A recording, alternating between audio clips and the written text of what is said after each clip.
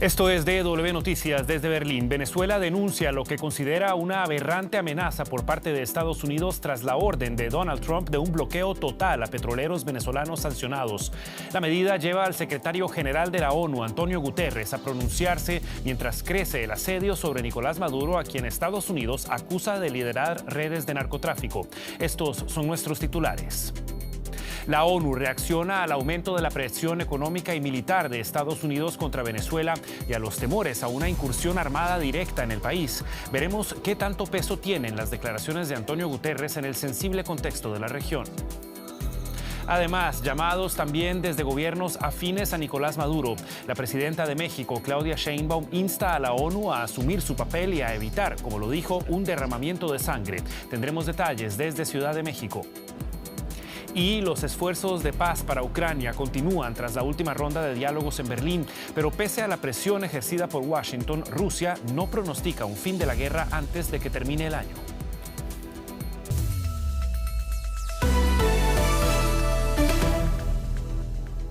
Los saluda Javier Arguedas. Gracias por informarse con nosotros. La Organización de las Naciones Unidas lanzó este miércoles un llamado a la moderación y pide evitar una mayor escalada en las tensiones entre Estados Unidos y Venezuela. Esto tras la orden del bloqueo total de los petroleros sancionados que entran y salen del país suramericano anunciado por Washington. El presidente estadounidense Donald Trump advirtió que su flota militar en el Caribe solo seguirá creciendo hasta que, citamos, Venezuela devuelva a Estados Unidos todo el petróleo, la tierra y otros activos que nos robaron. En un comunicado, la administración de Nicolás Maduro dijo que tales declaraciones deben ser rechazadas categóricamente por el sistema de Naciones Unidas. Maduro sostuvo además una llamada telefónica con el secretario general de la ONU, Antonio Guterres, para alertarlo, según dijo, sobre las graves implicaciones para la paz regional. En declaraciones a la prensa, el portavoz del secretario general de la ONU reiteró la necesidad de atenerse a la ley. El secretario general está centrado en evitar una mayor escalada y hace un llamamiento a la moderación y a la desescalada inmediata de la situación. Insta a todas las partes implicadas a que cumplan con sus obligaciones en virtud del derecho internacional, incluida la Carta de las Naciones Unidas y cualquier otro ordenamiento jurídico aplicable a fin de salvaguardar la paz en la región. Establecemos contacto con la ciudad de Nueva York, donde se encuentra el periodista Argemino Barro, dando seguimiento a esta reacción de Naciones Unidas. ¿Qué tal, Argemino? Un gusto saludarte. Estas declaraciones del secretario general de la ONU llegan tarde para muchos. ¿Qué tanta presión hay a lo interno del organismo para tomar cartas en este asunto? Bueno, cada vez más presión, especialmente de países con una gran influencia en América Latina. Dos gobiernos latinoamericanos de izquierdas, uno es México y otro es Brasil, que están presionando desde dentro a Naciones Unidas para que haga algo más allá de las palabras, pero hay poco que las Naciones Unidas puedan hacer. De hecho, como habéis mencionado, la presidenta de México, Claudia Sheinbaum, ha utilizado las palabras evitar un derramamiento de sangre. Hemos visto una escalada muy nítida, significativa por parte de Estados Unidos desde el mes de septiembre, incluido con el cierre del espacio aéreo, con la interceptación de buques petroleros y con la acumulación de más de 15.000 soldados en el área del Caribe, y también del mayor portaaviones del mundo, el Gerald Ford.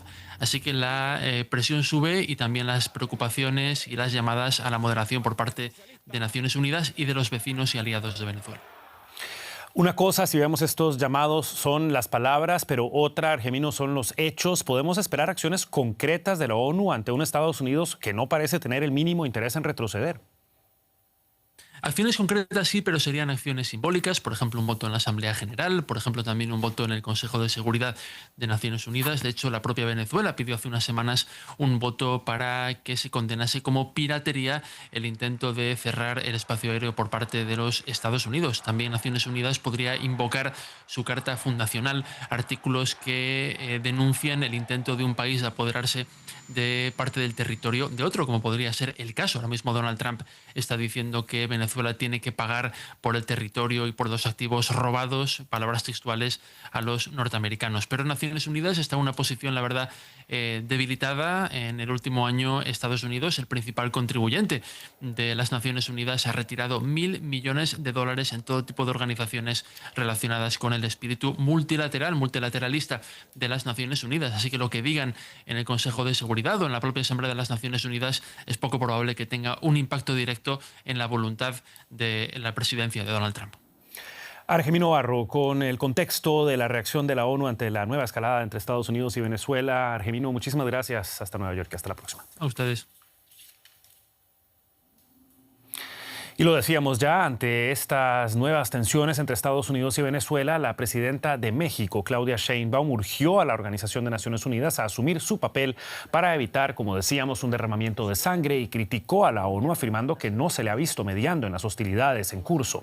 Además, Sheinbaum insistió en la soberanía de los países, una posición que ha repetido cada vez que Donald Trump amenaza con enviar tropas a México, también con la intención declarada de combatir el narcotráfico.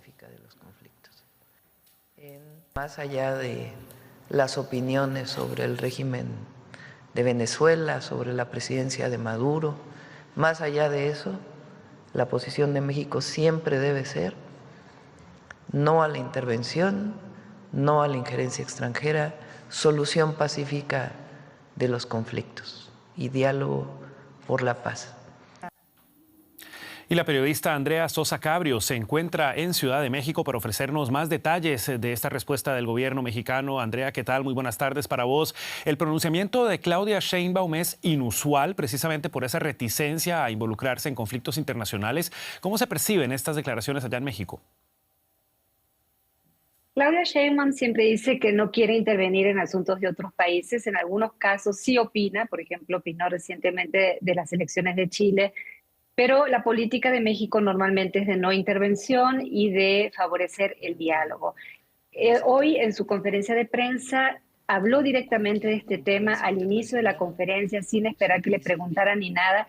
Y sí tuvo una postura bastante firme, en especial en relación a la ONU. Dijo que la ONU no estaba haciendo lo que tenía que hacer y que la llamaba a que interviniera para fomentar una salida pacífica y evitar un derramamiento de sangre. Entonces sí fue un poco inusual este llamado que hizo a la ONU. La postura a veces es de intervención leve, digamos, y otras veces de no querer opinar sobre los países, pero México se mantiene un poco en esa línea de no intervención y solución pacífica. Sheinbaum ofrece también a México como sede para un diálogo entre Estados Unidos y Venezuela. Andrea, ¿qué tan viable sería México como punto de encuentro, siendo que Donald Trump también asocia a México con redes de narcotráfico? Bueno, México tiene una tradición de tratar de acercar países. Ha habido en algunas ocasiones históricas aquí conferencias entre países para buscar acuerdos de paz. En el caso de Estados Unidos, habría que ver si Estados Unidos tiene interés en una negociación, quizás sí a bajo perfil, y podría ser en México o podría ser en cualquier otro lugar. Lo que México dijo es que está dispuesta a hablar con otros países de la región y si se le pide a servir como punto de reunión, o también dijo que sería bueno que hubiera otros intermediarios. Entonces, básicamente lo que está diciendo México, estamos abiertos a que si quieren buscar una solución pacífica, acá tienen un lugar para conversar. Podría ocurrir que Estados Unidos decidiera que sí, con una delegación de bajo nivel que estuviera hablando con una delegación venezolana, pero no necesariamente sería en México. Se han dado a veces conversaciones en Europa, en otras partes, entonces habría que ver si Estados Unidos estaría dispuesto.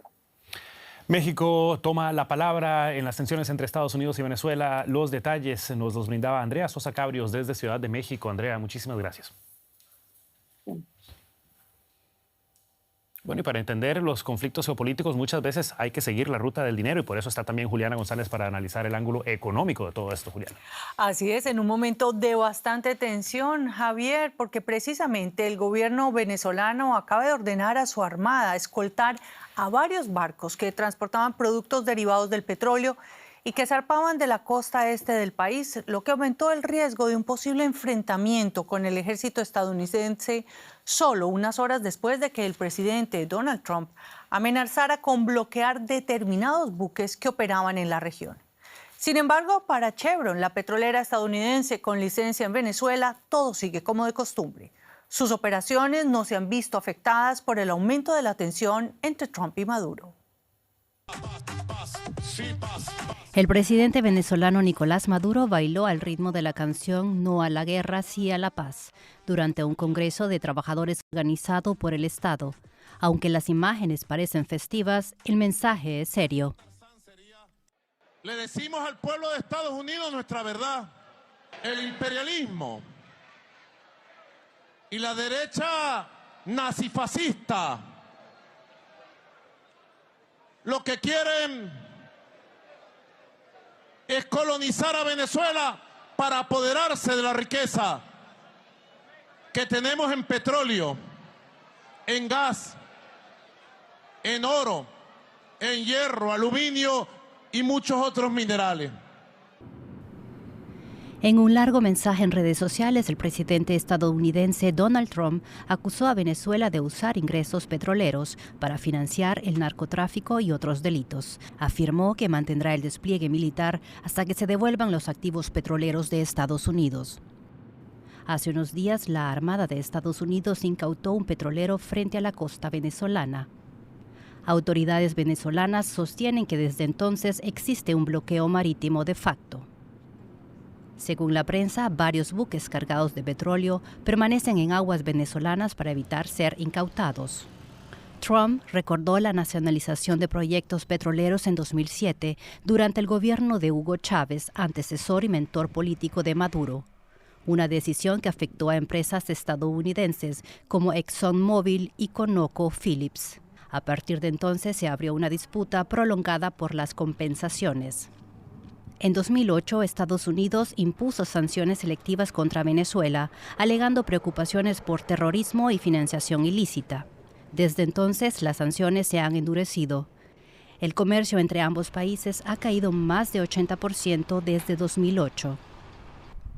Ahora Trump asegura que la Marina estadounidense rodea la costa venezolana y que el despliegue militar continuará hasta que se resuelva la disputa por los activos.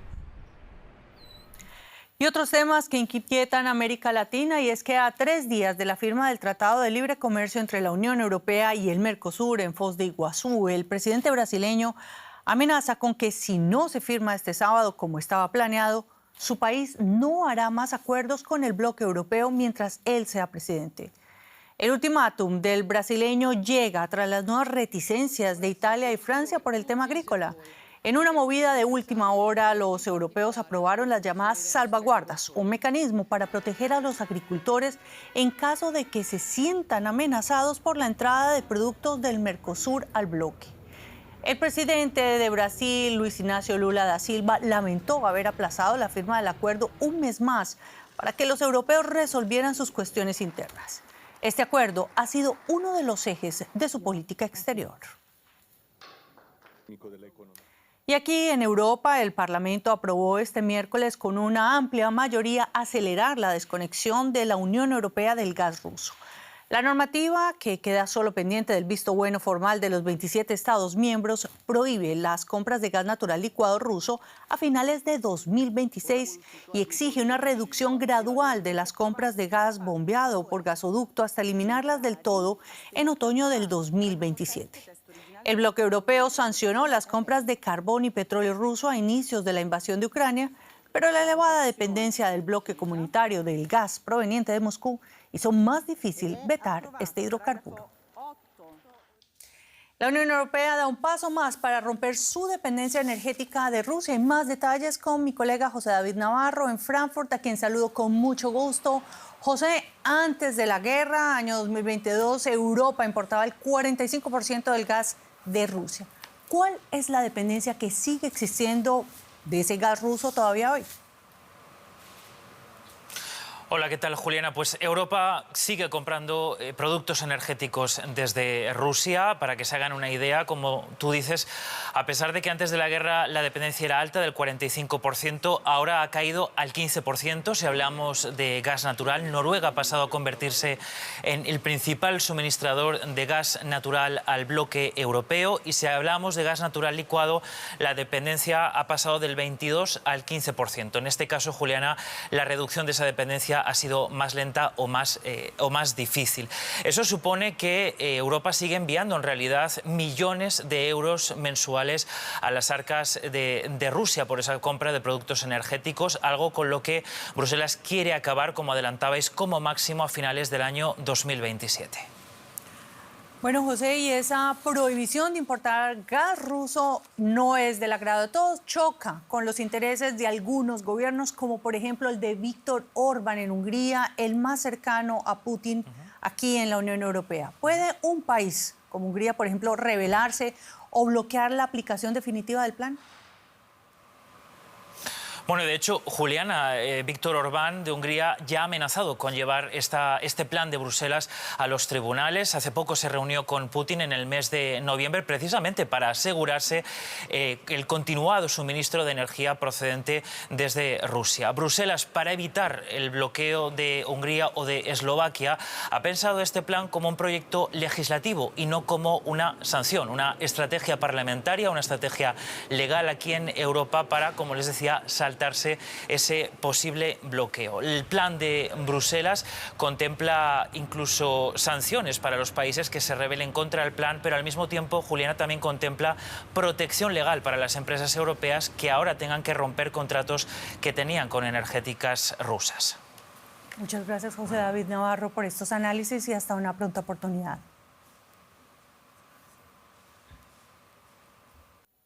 Pero no solo el gas ruso es tema de controversia. Durante años, Turquía ha sido un punto clave de reexportación del petróleo ruso hacia Europa, una vía que permitió a Moscú amortiguar el impacto de las sanciones occidentales. Pero ese mecanismo empieza a resquebrajarse. Las nuevas sanciones de Estados Unidos han reducido de forma notable las compras turcas de crudo ruso. El golpe llega en un momento delicado para Moscú. El precio del barril cae a los $40 y los ingresos petroleros rusos se sitúan en su nivel más bajo desde el inicio de la agresión a Ucrania. Ankara busca ahora proveedores alternativos como Irak o Kazajistán, mientras Rusia trata de redirigir sus exportaciones hacia Asia.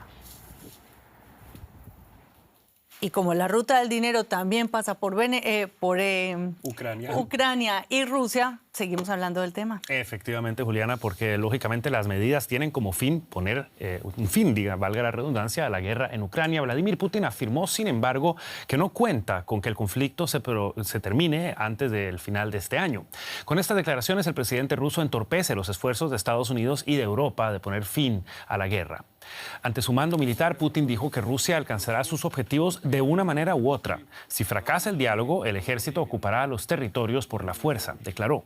Por su parte, el presidente de Ucrania, Volodymyr Zelensky, afirma que estas palabras son una clara señal de que Moscú quiere prolongar la guerra, mientras los líderes europeos se enfrentan a la difícil decisión de utilizar o no los activos rusos congelados para financiar la defensa de Ucrania.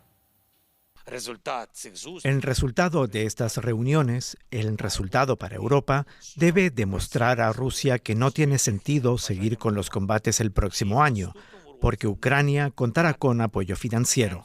Esto depende íntegramente de Europa. El posible congelamiento de activos rusos es uno de los puntos a tratar en la próxima cumbre de jefes de Estado y de Gobierno de la Unión Europea este jueves y viernes, pero también se abordarán las propuestas de Estados Unidos y de Ucrania para el fin de la guerra. Como lo decíamos, el Kremlin está mostrando pocas señales de ceder en sus aspiraciones.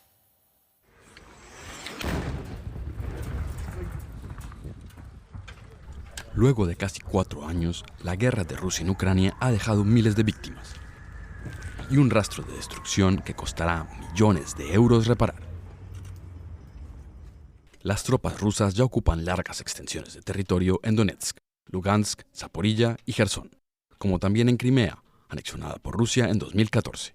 Y ahora, Vladimir Putin se niega a devolver estas regiones a Ucrania. Pero se cree que podría haber vías para que el líder ruso cambie sus planes. El costo de la guerra ha sido enorme, tanto para Kiev como para Moscú. Las sanciones occidentales contra Rusia han debilitado considerablemente su economía, que podría sufrir aún más si se imponen sanciones más duras, sobre todo en el sector energético. Si no se alcanza un alto al fuego, Estados Unidos ha amenazado con imponer aranceles del 100% a los países que sigan comprando petróleo ruso. Otro golpe para el Kremlin podría ser el uso de miles de millones de euros congelados por las naciones occidentales para pagar las reparaciones a Ucrania, algo que podría dificultar la financiación de su guerra. Los ucranianos creen que si los aliados occidentales les proporcionan más ayuda militar, podrían recuperar el territorio perdido y disuadir a Rusia de futuros ataques. Más allá de las armas, otra forma de fortalecer a Ucrania podría ser la creación de una coalición liderada por Europa para proteger su espacio aéreo, conocida como Sky Shield o escudo aéreo. Otra vía que podría llevar a Putin a poner fin a la guerra es su relación con el líder chino Xi Jinping. China ha mantenido una postura neutral desde que Rusia inició las hostilidades. Sin embargo, ha estado vendiendo a Rusia tecnología de doble uso, componentes que pueden ser utilizados tanto por civiles como por militares. Esto le da al líder chino Xi Jinping influencia sobre Vladimir Putin, pero por ahora no hay indicios de que esto vaya a suceder. Y de regreso a Ucrania, donde otro invierno sin paz se prolonga, mientras avanzan los esfuerzos por poner fin a la guerra. Fijamos la mirada en América Latina. En Colombia, un ataque guerrillero dejó varios policías heridos en la localidad de Buenos Aires, en el departamento del Cauca. El atentado fue atribuido al Frente Jaime Martínez del Estado Mayor Central, EMC. Se trata de una de las disidencias de las antiguas FARC. La ofensiva se prolongó por más de 7 horas desde la mañana del martes y su objetivo fue el puesto de policía local, al que se atacó con explosivos, ocasionando graves daños. El ministro de Defensa de Colombia, Pedro Sánchez Suárez, ordenó el traslado a Buenos Aires de comandantes del ejército. Y en Argentina, populares videos en redes sociales como TikTok promueven el sexo sin protección, y eso ha provocado, junto a otras causas, que los casos de sífilis crezcan fuertemente en el país. Las estadísticas muestran un alarmante aumento del 69% en las infecciones en los últimos 5 años. En las provincias más afectadas, como San Juan, las autoridades han reaccionado aumentando los análisis a posibles infectados y con campañas informativas, pero aún falla la distribución de preservativos.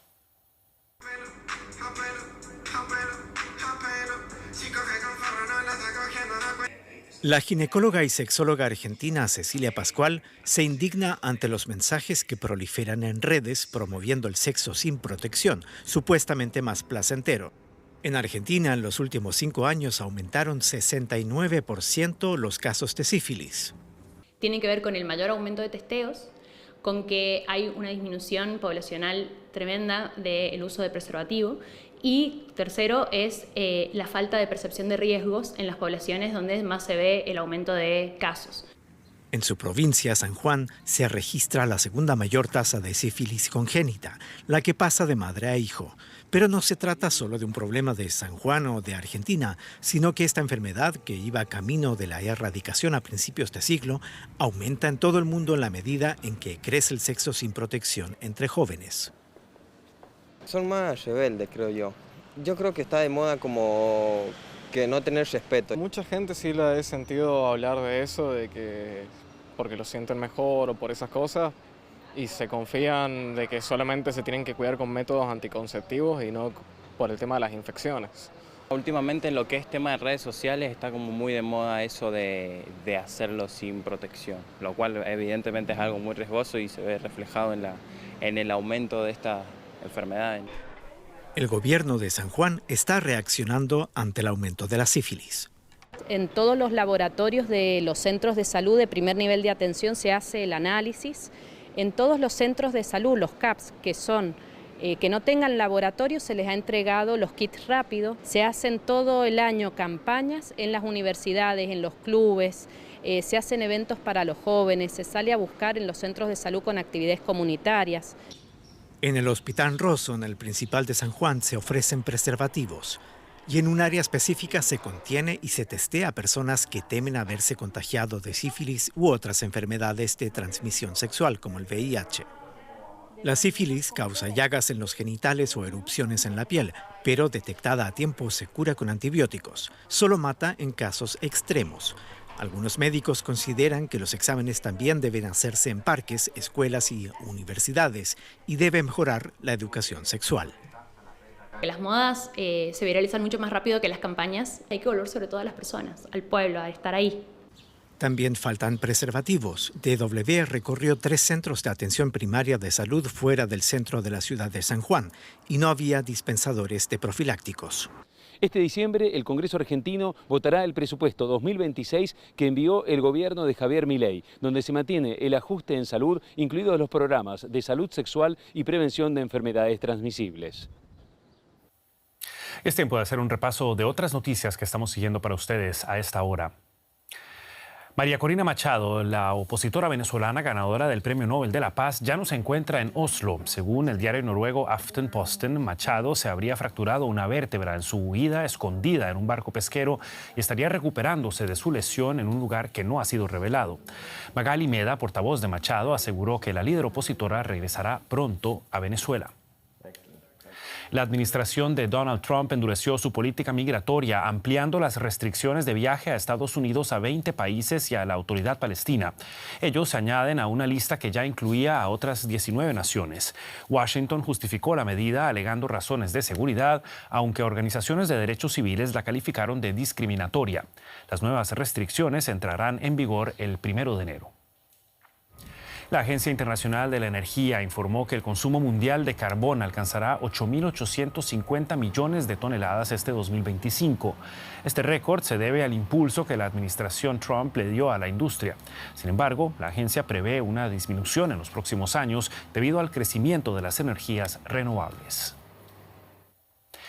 Y Nick Reiner, hijo del director estadounidense Rob Reiner, compareció ante un tribunal tras ser acusado de asesinato en primer grado contra sus propios padres.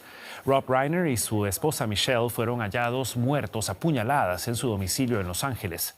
Reiner fue uno de los guionistas y directores más exitosos de Hollywood en los años 80 y 90.